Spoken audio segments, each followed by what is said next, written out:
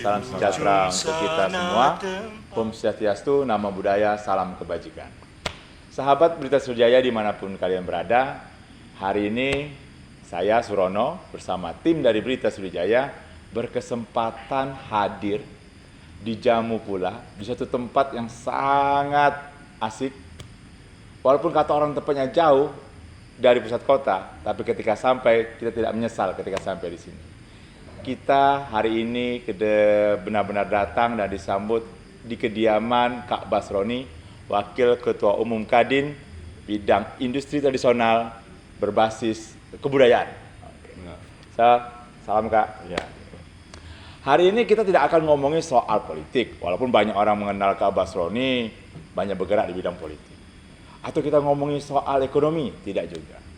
Ada sisi lain yang mau kita kulik, kita kupas dari Kak Basroni. Bidang apa? Bidang kebudayaan. Nah, Kak, kita ngomongin soal budaya Melayu, Kak. Siap.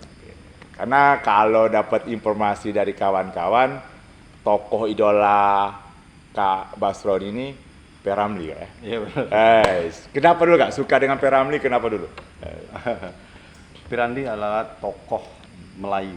Jadi beliau adalah seorang tokoh yang memang bergerak di bidang seni Melayu dan beliau sangat konsen dengan Melayu sebagai identitas kita. Itu yang saya suka. Kemudian beliau banyak film-filmnya, lagu-lagunya yang menunjukkan bahwa Melayu itu bukan hal yang kecil, yang sepele, tapi Melayu itu adalah suatu yang besar.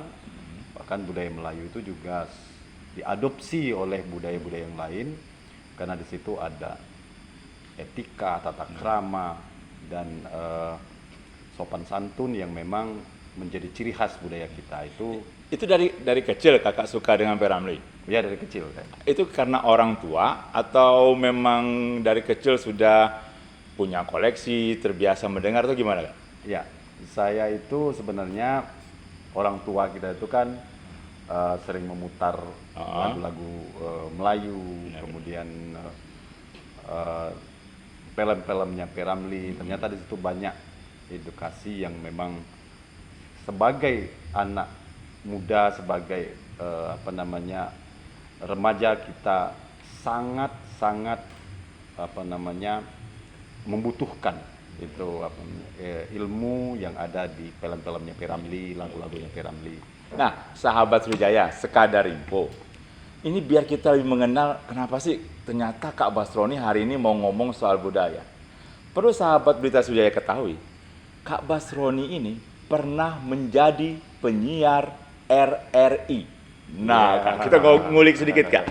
Kok bisa ya penyiar RRI terus sekarang lebih banyak mengurusi organisasi masyarakat dan yang lain-lain? Tahun berapa Kak di penyiar RRI? Dulu kita, kalau dikatakan penyiar itu secara profesional tidak, tetapi kita dulu, saya dulu ikut di RRI itu sebagai off air, misalnya ada kegiatan rekaman, kita siaran, kemudian membantu penyiar untuk menyiarkan berita-berita tentang kerohanian. Masih ingat ya Kak, pas seangkatan Kakak yang sampai sekarang masih eksis, siapa-siapa saja yang di RRI di zaman Kakak? Kalau dulu kan ada Herman Sawiran. Seangkatan itu kayak. Iya. Terus kalau siapa Herman ya? Sawiran kan senior kita. Senior. Iya. Terus katanya ada dengan Kak Iwan Darmawan juga ya? Iya, itu bukan di RRI. Tetapi di radio Hang Tuah Jaya Raya. Nah, ternyata beliau tidak hanya di RRI, tapi di berbagai radio-radio yang lain. Jadi kalau kata orang wajar lah ketika pidato, suara beliau ini bisa mengatur seakan-akan bagaimana masa untuk mengikuti keinginan beliau. Kita kembali lagi ke budaya Melayu, Kak. Kak, jujur saja Kak, sebagai generasi muda nih, kami tidak terlalu mengenal sekarang dengan budaya Melayu. Sedangkan Kakak tadi menyinggung pentingnya budaya Melayu sebagai identitas kita. Kak, sepenting apa sih Kak mengenal budaya Melayu bagi generasi muda? Budaya Melayu itu adalah identitas kita yang ada di Sumatera. Ini jelas Sumatera di Semenanjung Malaya itu Termasuk Malaysia, Kak, ya? Malaysia itu Melayu itu sebagai identitas bangsa. Jadi kita adalah bangsa Melayu yang memang turun-temurun kita menggunakan budaya Melayu. Sudah sepantasnya Sumatera Selatan itu masyarakatnya, warganya, penduduknya itu menjadikan budaya Melayu itu sebagai identitas. Itu sangat penting kalau menurut saya. Kakak punya ada Kak trik atau tips gimana budaya Melayu bisa lebih dekat dengan generasi muda? Karena jujur saja nih Kakak suka P. Ramlee, tapi ketika didengarkan dengan anak-anak muda kayaknya aduh jadul bener. Nah kira-kira apalah Kak kira-kira yang bisa mendekatkan? Sekarang kan anak-anak muda sudah banyak menyanyikan lagu-lagu P. Ramlee dengan aransemen baru. Benar. Jadi dengan aransemen baru banyak lagu-lagu yang contohnya lagu P. Ramlee itu tentang misalnya kalau jodoh tak kemana, Kayak jodoh tak kemana. itu kan biasanya kan lagu anak-anak muda atau lagu P. Ramlee yang Aci-aci. Aci-aci. Itu lagu kesukaan saya itu Kak. Tahu juga lagu. Tahu Kak, itu paling seneng Kak. Nah, itu lagu-lagu yang tradisional tapi dengan diaransemen dengan gaya baru, malahan sekarang akustik pun sudah menyanyikan lagu-lagu P. Ramlee yang Tapi sebenarnya juga Kak, lagu-lagu itu tidak ketinggalan zaman kok. Syairnya masih tetap bisa diikuti sampai sekarang gitu. Jadi lagu P. Ramlee itu lagu yang sudah mendunia. Benar. Jadi P. Ramlee adalah tokoh Melayu. Kalau di Malaysia itu di Twin Tower di Malaysia itu jalannya pun jalan P. Ramlee, Tan Sri P. Ramlee. Di Menara Kembar. Iya, di Menara Kembar di Malaysia itu jalannya pun jalan Tan Sri P. Ramlee. Sebegitu besarnya mereka menghargai jasa P. Ramlee ya. Di Singapura setiap malam Jumat mereka ceramahnya ulamanya pun membahas tentang lagu-lagu P. Ramlee. Oke. Saking ininya. Nah, jadi sahabat Berita Sriwijaya, sosok seperti beliau saja, seperti Kak Basroni, tetap mempertahankan budaya Melayu. Sekarang bagaimana kita melihat Provinsi Sumatera Selatan terhadap budaya Melayu? Saat ini kan lagi musim Kak, bagaimana Tanjak dikedepankan menjadi salah satu simbol budaya Melayu yang digunakan oleh pemerintah Provinsi Sumsel di berbagai daerah, di berbagai acara. Oke. Menurut Kakak, gimana Kak untuk soal Tanjak sendiri ketika menjadi identitas budaya Melayu di Provinsi Sumsel? Kalau menurut saya itu sah-sah saja. Itu Tanjak dijadikan sebagai identitas kita Melayu di Sumatera Selatan. Tetapi ada beberapa daerah kita yang tidak menggunakan Tanjak. Iya, benar Kak. Sebagai simbol. Tetapi kalau pemerintah misalnya menjadikan Tanjak itu sebagai simbol, itu menurut saya bagus juga. Tetapi identitas Melayu bukan hanya Tanjak. Setuju itu Kak. Setuju ya. Seperti misalnya Tajung itu ya. Pakaian ya. Pakaian, kemudian songket, itu juga itu adalah identitas Melayu. Kemudian ada rumah-rumah adat, kemudian cara-cara kita melakukan kegiatan ritual keagamaan. Itu banyak masih dipakai di dalam tradisi Melayu kita. Seperti misalnya ada antar-antaran ketika menikah kayak lamaran misalnya. Kemudian ada yang namanya cacap-cacapan. Nah, itu budaya Melayu itu. Kemudian ada tarian penyambut tamu, itu satu tarian yang masih menggunakan adat Melayu. Adat Melayu itu kalau di dalam acara-acara tertentu di pemerintahan itu masih dijadikan sebagai pembuka suatu kegiatan-kegiatan. Itu sering dilakukan, masih kerap kali itu dipakai oleh pemerintah. Nah, ini agak mengerucut Kak. Kakak sebagai Kalau saya melihat ini sudah masuk ke dalam mengamati budaya Melayu di Provinsi Sumatera Selatan. Kalau kakak sendiri misal menyarankan ke pemerintah, apa yang harus dilakukan untuk mengembangkan budaya Melayu biar lebih dekat kepada masyarakat lagi? Oke. Gimana? Pemerintah dengan powernya dia harus meningkatkan peran dinas. Jadi dinas itu harus misalnya dinas kebudayaan itu memang harus berperan aktif di dalam menjadikan Melayu ini sebagai program di dalam kedinasannya. Kemudian Dewan Kerajinan Nasional yang diketuai Dekranasda itu diketuai oleh Ibu Gubernur, Dekranasda. Itu memang harus dilakukan kegiatan-kegiatan seperti festival Melayu. Yang berbasis lokal ya. Berbasis lokal. Jadi di situ harus ditingkatkan di dalam pengembangan. Sekarang festival Melayu sudah jarang. Benar Kak, ya, sudah jarang. Cuman ada kalau nggak salah di Linggau itu festival Gendang Melayu. Ya. Itu pun hanya hanya musik saja sepertinya dan belum sampai ke arah. Kalau Festival Sujaya juga saya belum tahu nih gimana konsepnya ke depan Festival Sujaya. Kakak bicara seperti ini apa ada kekhawatiran Kak kalau budaya Melayu bakal diklaim oleh negara lain dalam satu bidang misal kayak tanja atau songket atau musik, ada khawatiran nggak Kak, seperti itu Kak? Ya pastilah karena para pemuda kita, kemudian para tokoh-tokoh kita dalam tanda kutip sekarang sudah kurang konsen di dalam memperhatikan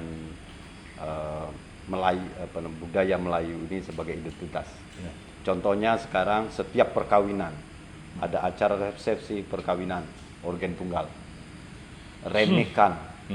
Benar sekali Kak. Jarang ada sekarang misalnya musik Melayu, ada pantun-pantun Melayu. Pantun Kak. Itu jarang dipakai lagi. Benar. Kemudian lagu Melayu itu tidak dijadikan sebagai lagu-lagu di dalam misalnya ada kegiatan-kegiatan pemerintahan ataupun acara-acara pernikahan. Ya, dia sudah mengundang artis dari luar negeri, mengundang ini. Jadi kenapa? Memang kakak merasa lirik lagu Melayu itu sangat baik? Kalau gimana nih? Kita kembali lagi ke P.Ramlee. Ya. Karena kalau melihat pasti kakak melihat kayaknya lagu-lagu P.Ramlee itu liriknya sangat kuat Kak. Ya. Bagaimana pandangan kakak tuh terhadap lirik lagu? Ya, kalau lagu-lagu Melayu biasanya ada pesan moral di dalam. Benar. Dia ada pesan moral yang memang pesan itu bahwa kita ini adalah orang Melayu, bahwa kita ini adalah orang Timur. Jadi itu. Kemudian dari etika bernyanyinya, estetikanya dan ya kembali lagi kepada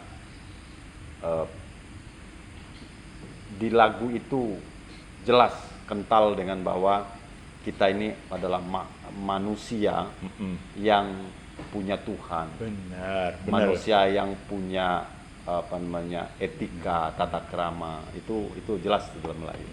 Jadi ada muatan lokal, terus ada sopan santun, berbasis keagamaan juga sangat kuat. Tapi kayaknya lagu P.Ramlee paling asik kalau menjelang tidur Kak. Rumah tangga juga ada. Tentang orang tua Kak. Tentang lagu ibu Kak. Tentang kepada anak. Kepada anak. Contohnya itu lagunya Anakku Sazali. Ya, benar. Itu contohnya lagi. Aziza. Yang jangan diputar-putar, jangan sering diputar lagu Madu 3. Tapi lagu P.Ramlee Kak, saking boomingnya ketika saya jadi ingat dengan lagu Madu 3 dipopulerkan oleh Ahmad Dhani dengan band Dewanya. Saya setuju dengan pendapat dari Kak Basroni tadi. Kalau lagu-lagu Melayu ketika dinyanyikan ulang, digarap ulang, itu akan punya nuansa tersendiri dan bisa lebih dekat dengan masyarakat. Oke. Selain P. Ramlee, apa lagi Kak? Lagu-lagu Melayu yang Kakak suka ya, atau tokoh-tokohnya? Oh, ada beberapa tokoh-tokoh Melayu yang selain daripada P. Ramlee, Ramlee. Itu kemudian kalau tokoh Melayu yang di Indonesia seperti Edi Silitonga. Edi Silitonga. Edi Silitonga itu menyanyikan lagu-lagu Melayu gitu. Lagu Ayah beliau Iya, saya masih iya. ingat Kak. Aduh, itu kalau dengar lagu Ayah dari versi Iya. Edi Silitonga, Ya, jadi luar itu biasa. yang sering menyanyikan lagu Melayu di era modern ini seperti Siti Nurhaliza. Siti Nurhaliza itu hampir 80% lagu yang dinyanyikan lagu P. Ramlee. Ini info terbaru juga. Tapi kalau untuk Sumsel sendiri Kak, lagu Melayu ada tidak? Sepengetahuan Kakak? Banyak, Ombay Akas. Ombay Akas. Oke, itu Komering. Iya, Komering. Seperti misalnya lagu Gending Sriwijaya. Gending Sriwijaya. Itu tarian Melayu semua. Nah Kak, kembali lagi ke budaya Melayu. Kakak tadi menyinggung, ini mohon maaf kalau ada sahabat Sriwijaya yang merasa tersindir, karena Kak Basroni tadi sedikit menyinggung soal pernikahan yang sudah pakai organ tunggal. Kak, mohon maaf nih, banyak wedding organizer, event organizer, yang sekarang kayaknya membuat suatu kegiatan itu sangat sederhana sekali. Jadi budaya-budaya Melayunya tertinggalkan. Menurut Kakak gimana tuh? Itu membuat lebih efisien atau malah menggerus soal budaya Melayu di Sumsel? Begini, sebenarnya Melayu itu tidak rumit-rumit amat. Nah. Jadi dia bisa nuansanya Melayu, tetapi dimodernisasi. Benar. Boleh-boleh saja, tetapi nuansa Melayunya harus tetap kental. Oke. Jadi kita ini mau tidak mau, suka atau tidak suka, budaya asing, budaya luar sudah mentradisi juga. Mentradisi seperti lempar kembang. Aduh. Kemudian standing party. Itu jauh. Jadi sudah mulai menjadi apa namanya tren di sini. Iya, benar. Tetapi kalau seandainya ada konsep budaya Melayu dipakai yang kita apa namanya buat kreasinya, dimodifikasi, kemudian dicoba dipromosikan, mudah-mudahan masyarakat kita masih tertarik juga dengan konsep acara kegiatan yang menggunakan budaya Melayu baik dari adat istiadat maupun yang lainnya. Nah Kak, kira-kira kalau menurut Kakak masih sebegitu pentingkah akar budaya Melayu untuk tetap dipertahankan? Harus, wajib. Bukan lagi penting, wajib. tapi harus dan wajib. Dengan sepertinya kita kalau saya itu salah satu penggiat kegiatan Melayu, budaya Melayu, seperti kita menenun songket, membuat taju, membuat apa namanya pakaian-pakaian yang Melayu. Kita sebagai apa namanya pengusaha, katakanlah pelaku seni, itu memang harus mengutamakan pakaian, kemudian peralatan nenek moyang kita itu kita pamerkan, kemudian kita pakai di dalam keseharian. Jadi dalam keseharian itu misalnya kita pakai sarung. Pakai peci. Itu identitas Melayu. Identitas Melayu. Kemudian dengan sopan santun, hormat kepada orang tua. Kemudian rukun sama tetangga. Gotong royong. Itu salah satu cara kita untuk menjadikan budaya Melayu itu sebagai budaya kita sehari-hari. Oke. Nah, kalau dengan melihat konsep kakak seperti ini, berarti kakak punya tujuan nih, kenapa budaya Melayu ini perlu diangkat kembali. Nah, saya langsung 2 pertanyaan, Kak. Tujuan mengangkat budaya Melayu, terus apa yang akan Kak Basroni lakukan terhadap budaya Melayu ini?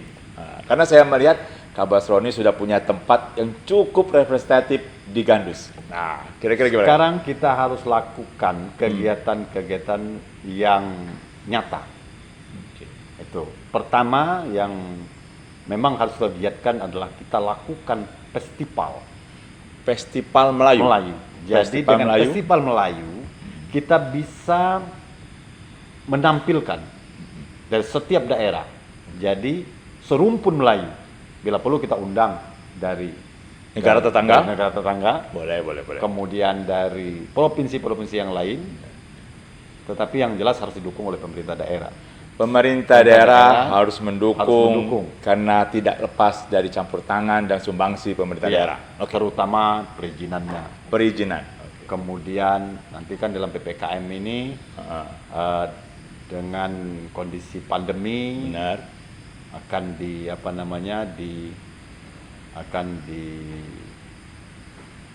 ditunda.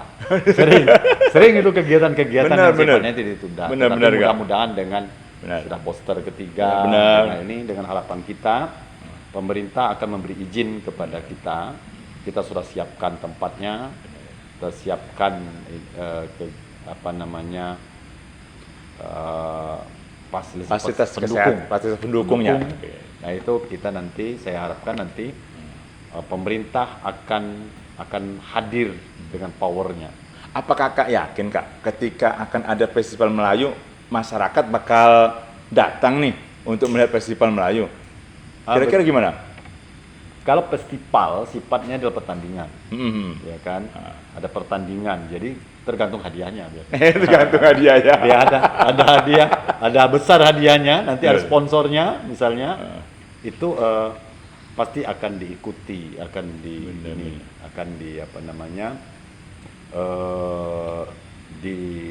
dikirimlah utusan-utusan. Yang jelas pemerintah daerah harus menyurati pemerintah daerah yang lain bahwa kita akan melakukan kegiatan di sini. Karena banyak lomba-lombanya, Kak. Kita lama sekali tidak mendengar lomba pantun, Kak. Iya. Padahal kan kalau dulu setiap sambutan pasti pantun dulu, katanya. Ya, pantun digunakan. Nah, sekarang Kak, ini closing statement. Tapi sebelumnya saya jelaskan dulu ke sahabat Berita Sriwijaya. Kenapa kami berdua tidak memakai masker lagi? Bukan kami melanggar protokol kesehatan, tapi karena kami berdua sudah vaksin sampai 3 kali. Dan sebelum ke sini juga, segala protokol kesehatan di tempat Kak Basroni ini sangat baik. Jadi kami sudah melakukannya, jadi benar-benar kami merasa sangat aman. Terakhir Kak, closing statement. Harapan terhadap pemerintah dan generasi muda di Sumsel terhadap bagaimana menjadikan budaya Melayu kembali sebagai identitas Sumsel. Oke. Pertama untuk pemerintah memang di dalam pendidikan kita mulai dari SD misalnya SMP, SMA seperti yang dibilang tadi memang harus ada muatan lokal. Muatan lokal di sekolah, ada pendidikan tentang Melayu gitu. Jadi itu harus memang pemerintah harus turun, kemudian jangan terlalu banyak mall lagi lah di Sumsel ini. Jadi taman budaya itu memang harus dipelihara dan pertahankan. Jadi tidak ada lagi nanti tempat-tempat budaya Melayu yang dipergunakan untuk bisnis. Benar sekali. Untuk kepentingan para cukong-cukong, para pengusaha-pengusaha untuk dijadikan sebagai tempat ekonomi. Karena di sini sosial budaya itu juga harus menjadi identitas kita. Di samping ekonomi ya. Jangan seperti terjadi di Taman Budaya Sriwijaya yang sekarang jadi mall. Jadi mall. Yang memang pokoknya jangan lagi dijadikan mall, apalagi digusur. Ini sudah dibangun, digusur, pindah lagi. Kemudian untuk para pemuda kita, para pemuda kita ini memang dia harus tahu dirinya siapa. dengan Melayulah kita bisa, dengan kita menjadikan budaya Melayu sebagai budaya identitas kita, mudah-mudahan kita akan menjadi masyarakat generasi ke depan sebagai manusia yang memang benar-benar bisa menjadikan identitas kita sebagai orang Timur. Siap. Jadi Melayu itu identitas orang Timur. Oke. Jadi baik pemirsa, saya mengucapkan terima kasih karena sudah didatangi oleh pakar-pakar ini dari Berita Sriwijaya. Berita Sriwijaya. Berita Sriwijaya. Harapan kita media selalu konsen terhadap budaya, media sebagai corong kita. Kalau media selalu menjadikan budaya ini sebagai topik, maka mudah-mudahan budaya Melayu di Sumsel ini tetap tidak tergerus. Harapan kita bersama-sama memperhatikan ini, konsen untuk menjaga budaya kita adalah budaya Melayu. Budaya Melayu adalah sebagai identitas bangsa. Salam budaya. Salam. Baik, terima kasih. Saya jadi saya bukan mewawancarai kayaknya. Saya seakan-akan dapat wejangan ini dari Kak Basroni. Terima kasih banyak Kak untuk waktunya. Untuk sahabat Sriwijaya, bersahabat Berita Sriwijaya. Mungkin apa yang kami obrolkan ini masih kurang banyak untuk diberikan kepada para sahabat dimanapun berada. Kami yakin kalian masih penasaran, kami yakin kalian masih ingin mengetahui lebih banyak, dan saya juga ingin rasanya ngobrol lebih banyak lagi dengan beliau. Tapi untuk saat ini saya cukupkan dulu, kita ketemu lain waktu lagi, dan kita akan merasakan bagaimana budaya Melayu bisa menjadi identitas di Sumsel. Terima kasih. Wassalamualaikum warahmatullahi wabarakatuh. Salam sejahtera untuk kita semua.